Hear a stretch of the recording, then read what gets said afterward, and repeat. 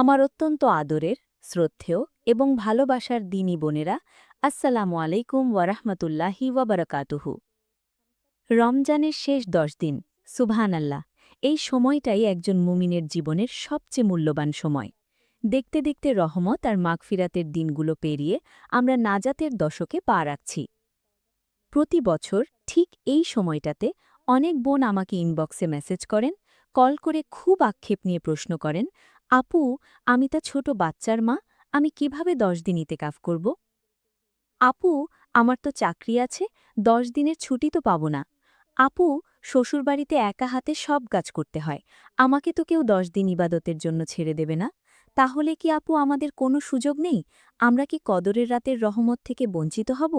আমরা কি ৩ দিন বা ৫ দিনের ইতেকাফ করতে পারব? আজ আমরা এই বিষয়টা খুব পরিষ্কারভাবে বুঝব ইনশাল্লাহ। আমরা জানব ১০ দিনের ইতেকাফ না করতে পারলে আমাদের করণীয় কি।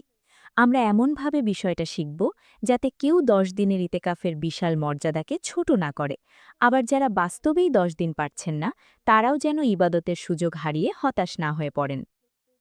তাই ভিডিওটি একদম শেষ পর্যন্ত দেখবেন, কারণ আজকের এই আলোচনা হয়তো আপনার এই রমজানকে, এমনকি আপনার জীবনকেও বদলে দিতে পারে।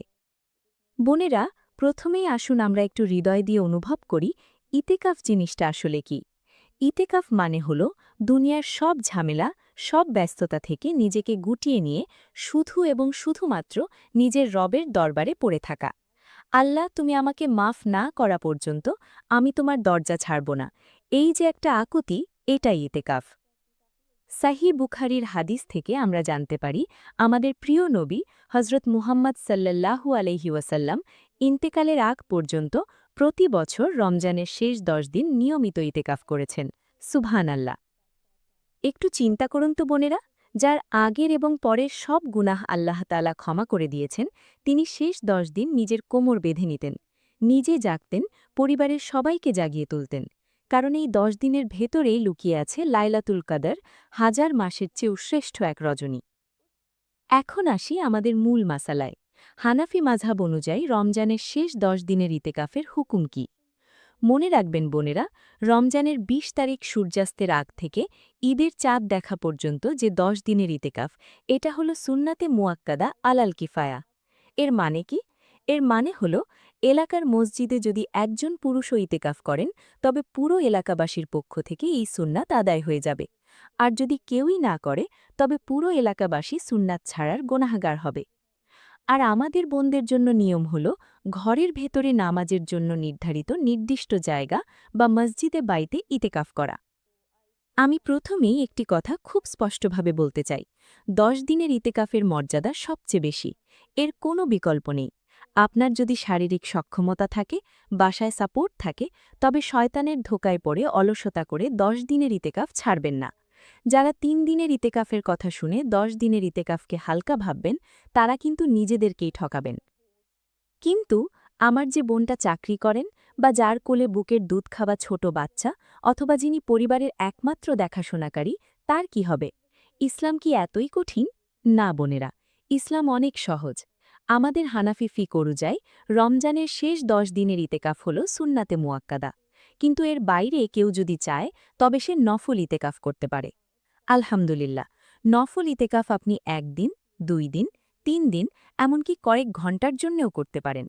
তাই আপনি যদি ১০ দিন না পারেন, তবে অন্তত শেষ ৩ দিন বা বিজোড় রাতগুলোকে টার্গেট করে নফল ইতেকাফের নিয়তে বসতে পারেন। তবে হ্যাঁ, বারবার মনে করিয়ে দিচ্ছি, এই ৩ দিনের নফল ইতেকাফ কখনোই ১০ দিনের সুন্নাতে মুয়াক্কাদা ইতেকাফের সমতুল্য হবে না। কিন্তু কিছুই না করার চেয়ে নিজের সর্বোচ্চটুকু চেষ্টা করা আল্লাহর কাছে অনেক বেশি প্রিয়। চলুন এবার জেনে নিই, আপনি যদি ৩ দিনের নফল ইতেকাফ করতে চান, তবে কিভাবে করবেন। আমি ধাপে ধাপে বলে দিচ্ছি। ১. নিয়ত করা। ইতেকাফের জন্য অন্তরের নিয়তটাই আসল, মুখে উচ্চারণ করা জরুরি না। আপনি শুধু মনে মনে নিয়ত করবেন, হে আল্লাহ, আমি তোমার সন্তুষ্টির জন্য আগামী ৩ দিন এই জায়গাটুকুতে নফল ইতেকাফের নিয়ত করছি। ২. ঘরের নির্দিষ্ট জায়গা ঠিক করা। পুরুষরা মসজিদে করেন, আর নারীরা করবেন ঘরের একটি নির্দিষ্ট জায়গায়। আপনার শোবার ঘরের এক কোণে জায়নামাজ বিছিয়ে একটু পর্দা বা ঘের দিয়ে নিতে পারেন। এটাই আপনার জন্য ইতেকাফের স্থান বা মসজিদে বাইত। ৩. সময় নির্ধারণ। আপনি যদি ২৭, ২৮ ও ২৯ রমজান ইতেকাফ করতে চান, তবে ২৬ রমজান মাগরিবের আজানের আগেই আপনাকে আপনার সেই নির্দিষ্ট জায়গাতে বসে যেতে হবে। ৪. পূর্ব প্রস্তুতি। আমার গৃহিণী বোনেরা, ইতেকাফে বসার আগেই পেঁয়াজ রসুন কাটা বা প্রয়োজনীয় রান্নার কাজগুলো একটু গুছিয়ে ফ্রিজে রেখে দেবেন, যাতে ইতেকাফের সময় দুনিয়াবি কাজের সময় নষ্ট না হয়। ইতেকাফে বসে শুধু চুপ করে থাকা কিন্তু ইবাদত নয়, একটি রুটিন করে নেবেন। ক. কোরআন তেলাওয়াত, অর্থসহ কোরআন পড়বেন। ইস্তেগফার, সারা দিন চলতে ফিরতে আস্তাগফিরুল্লাহ পড়বেন। চোখের পানি ফেলে নিজের গুনাহের জন্য ক্ষমা চাইবেন। দরুদ শরীফ, রাসূল সাল্লাল্লাহু আলাইহি ওয়াসাল্লামের প্রতি বেশি বেশি দরুদ পাঠ করবেন। লাইলাতুল কদরের দোয়া, আয়েশা রাদিয়াল্লাহু আনহাকে শেখানো সেই বিখ্যাত দোয়াটি বারবার পড়বেন। আল্লাহুম্মা ইন্নাকা আফুউন তুহিব্বুল আফওয়া ফাফু আন্নি। যে কাজগুলো আপনি করতে পারবেন, যেহেতু এটি নফল ইতেকাফ, আপনি আপনার ওই নির্দিষ্ট জায়গার ভেতরে থেকে প্রয়োজনীয় কথাবার্তা বলতে পারবেন, তবে গীবত বা পরনিন্দা একদম নয়। আপনি সেখানে ঘুমাতে পারবেন, বিশ্রাম নিতে পারবেন, মোবাইল বা ল্যাপটপে শুধু ইসলামী আলোচনা শুনতে পারবেন। ফিকহুল হানাফি অনুযায়ী কিছু কাজে ইতেকাফ ভেঙে যায়, এগুলো খুব মনোযোগ দিয়ে শুনুন। ১. প্রয়োজন ছাড়া জায়গা ত্যাগ। প্রাকৃতিক ডাক, বাথরুমে যাওয়া, অজু বা গোসল যদি ফরজ হয়, ছাড়া আপনি ইতেকাফের ওই নির্দিষ্ট জায়গা থেকে এক কদমও বাইরে যেতে পারবেন না। এখন প্রশ্ন হল, যদি আপনাকে রান্নাই করতে হয়? যেহেতু আপনি নফল ইতেকাফে আছেন, আপনার যদি একান্তই রান্নাঘরে যেতে হয়, তবে আপনার ওই মুহূর্তের ইতেকাফটি ভেঙে যাবে।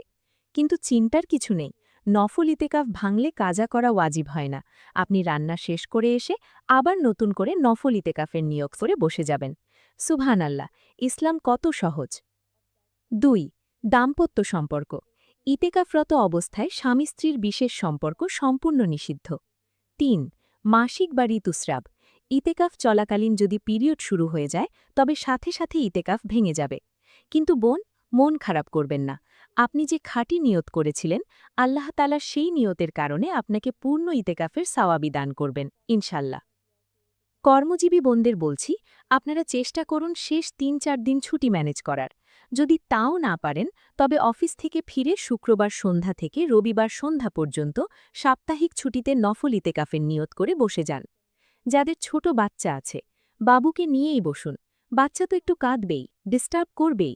বাচ্চা যখন ঘুমাবে, আপনি তখন জায়নামাজে দাঁড়িয়ে যান। আপনার এই কষ্ট আল্লাহ দেখছেন। পরিবারের সদস্যদের প্রতি অনুরোধ, আপনার স্বামী বা শাশুড়িকে বুঝিয়ে বলুন, আমাকে শুধু এই ৩টি দিন একটু সময় দিন। আমি আপনাদের সবার জন্য আল্লাহর কাছে দোয়া করব। দেখবেন, ইনশাল্লাহ তারা বুঝবেন। আমার প্রিয় বোনেরা, আমরা যদি ১০ দিন নাও পারি, তবুও আমরা হাল ছাড়ব না। আমরা ৩ দিন পারব, ২ দিন পারব, অন্তত বিজোড় রাতগুলোতে পারব। আল্লাহ তাআলা আমাদের দিনের সংখ্যা দেখেন না, তিনি দেখেন আমাদের অন্তরের আকুতিটুকু। তিনি দেখেন তার বান্দি কত কষ্ট করে, কত ক্লান্তি নিয়ে তার সামনে দাঁড়িয়ে চোখের পানি ফেলছে। একবার ভাবুন তো বোনেরা, হয়তো এই রমজানই আমাদের শেষ রমজান। আগামী বছর এই সময়ে আমরা হয়তো মাটির নিচে অন্ধকার কবরে থাকব। তাই যতটুকু পারি, আসুন এই শেষ দিনগুলোকে শুধু আল্লাহর জন্য রাখি। মোবাইল, ফেসবুক, আড্ডা, শপিং সব কিছু থেকে নিজেকে সরিয়ে নিই। দুনিয়ার সব কিছু এখানে পড়ে থাকবে, শুধু আমার ইবাদতটুকু আমার সাথে কবরে যাবে। আজকের এই আলোচনা শোনার পর আমার কোন কোন বোন অন্তত ৩ দিন বা নফল ইতেকাফ করার নিয়ত করছেন?